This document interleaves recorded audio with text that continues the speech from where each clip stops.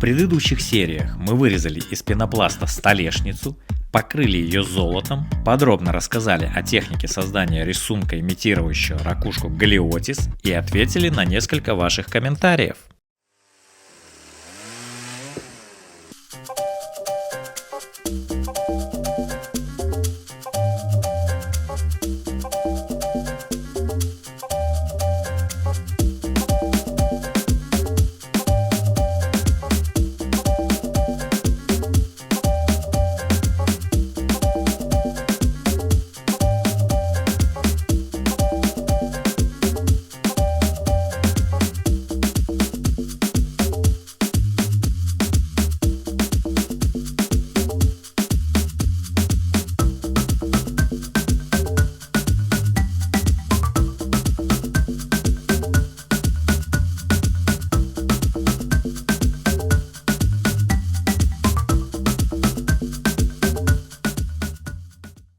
Пока я работал над столешницей из пенопласта в виде ракушки, Татьяна все думала, какие же ножки придумать для этого столика. И вот как-то однажды вечером она мне говорит: нужен краб, который несет в своих клешнях ракушку. Я сначала такой подумал, наверное, что-то такое наподобие краба вырезать, и поставить на него столешницу. Но нет, это должен был быть практически натуральный краб.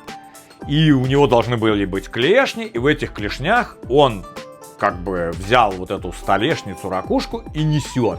Я, конечно, попытался ее переубедить на что-то, чуть-чуть попроще. Но что-то попроще вообще для нее даже можешь не говорить про это. Вот краб и все. И я начал думать, из чего же этого краба сделать. Сначала я подумал, сделаю также из пенопласта, его также покрою, но так как столешница будет довольно-таки тяжелой, он будет просто переворачиваться. Здесь нужно было что-то потяжелее. И в поисках материала я наткнулся на пару бревен, которые мне когда-то отдал мой сосед. Я ему помог тем, что дал ему телегу перекатить кирпичи, а он мне взамен говорит: вот у меня есть 2 бревна остались от строительства бани, возьми, может, сделаешь из них что-нибудь. Вот и они и пригодились.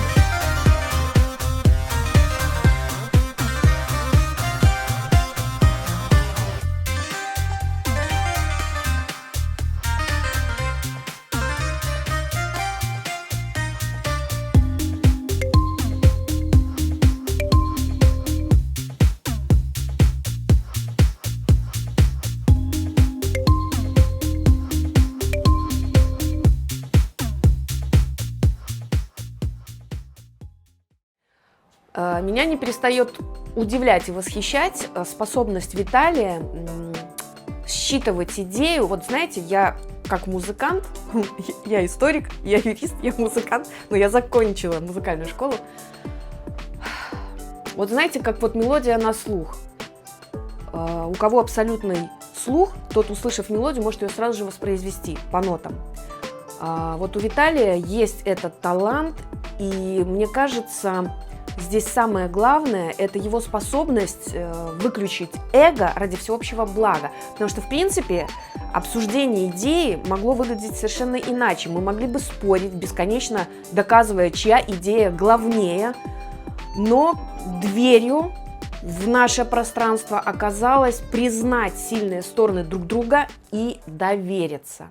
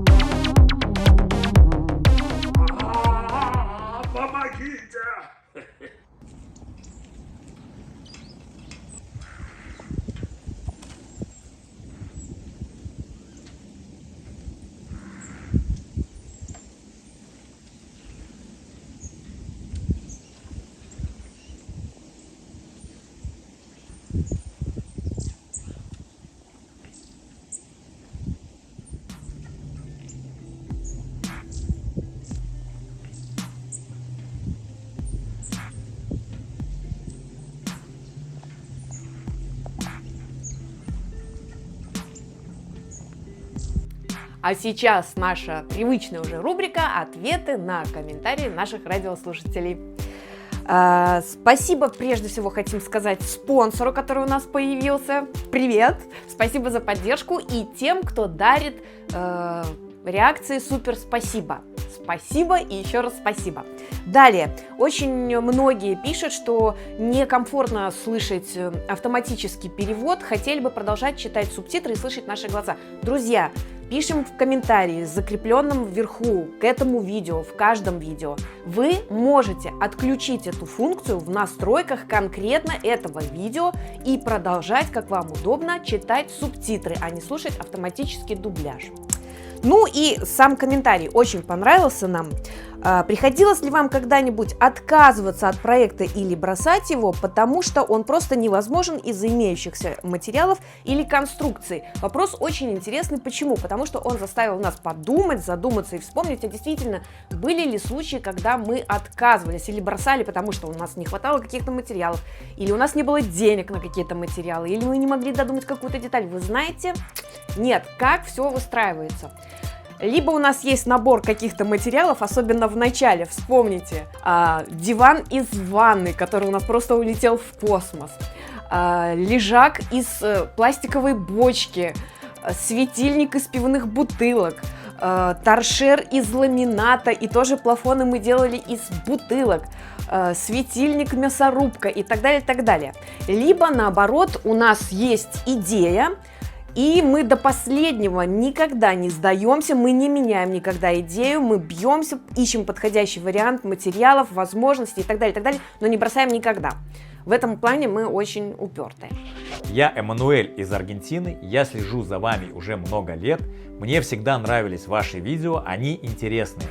Пожалуйста, передайте мне привет, если вы читаете эти комментарии. Ну, во-первых, передаем привет Эммануэлю из Аргентины. Огромный тебе привет.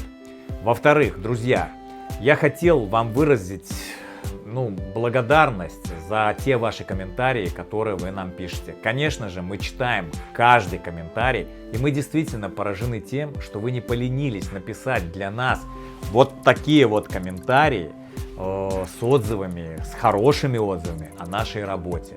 Огромное вам спасибо.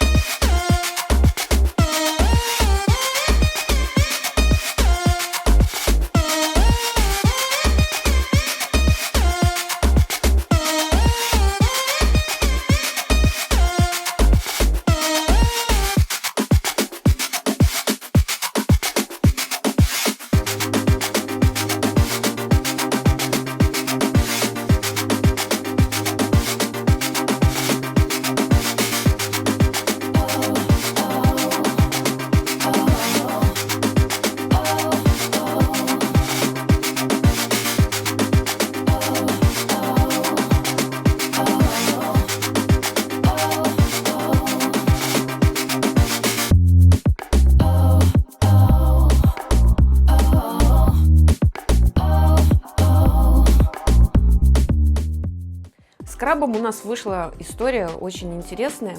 Как всегда, мы умеем усложнять себе задачу и до того непростую. Изначально мы планировали краба выкрасить в коралловый цвет, сделать его таким мультяшным. Но когда Виталий сделал его из чернового материала, он не думал, что он не будет краситься. Он там и фанеру, и какие-то куски дерева. В общем-то, он не подбирал идеальную фактуру дерева. И он настолько был реалистичный, он был как живой для меня. И я его когда увидела, и я реально растрогалась до такой степени, что вот эти все его трещины, вот эти все его неидеальности,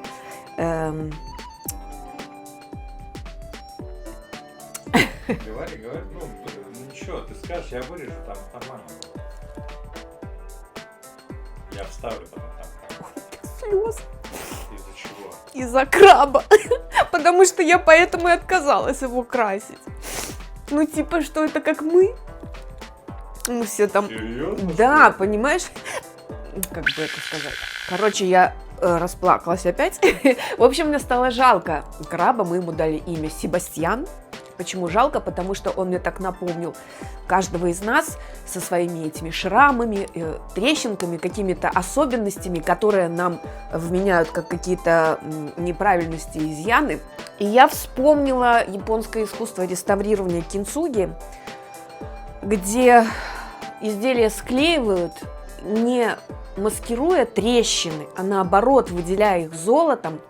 Философия заключается в том, чтобы увидеть красоту в несовершенстве и принять это. Но дело здесь не в крабе. Это просто настолько откликнулось мне, что мы всегда себя ломаем под какие-то шаблоны и стандарты. И я когда увидела этого, он настолько классный получился, Виталию респект, просто скульптор. Я увидела в нем какую-то душу, частичку каждого человека, который, он крутой, со всеми своими особенностями. Вот. Поэтому мы его не будем красить краской. Пришлось морилку смыть, потому что когда я его показал Тане, она сказала, что ему не подходит этот макияж. И сейчас я буду это все повторно шлифовать и пробовать какие-то другие покрытия, чтобы он выглядел, более красивым. Итак, друзья, понравилось ли вам это видео? Возникли ли какие-то вопросы? Спрашивайте, мы обязательно постараемся на них ответить. Дайте нам обратную связь, напишите что-нибудь хорошее или не очень в комментариях. В следующей серии мы будем заливать в смолу столешницу из пенопласта в виде ракушки. Вы ее уже видели. Планируем с вами встретиться в следующее воскресенье в 8 часов по московскому времени, как обычно, на нашем канале. Мы благодарим всех, кто откликается в комментариях. Для нас это очень ценно. Подписывайтесь на наш канал, если вы зашли сюда впервые. И, как всегда, огромное спасибо за то, что вы у нас есть.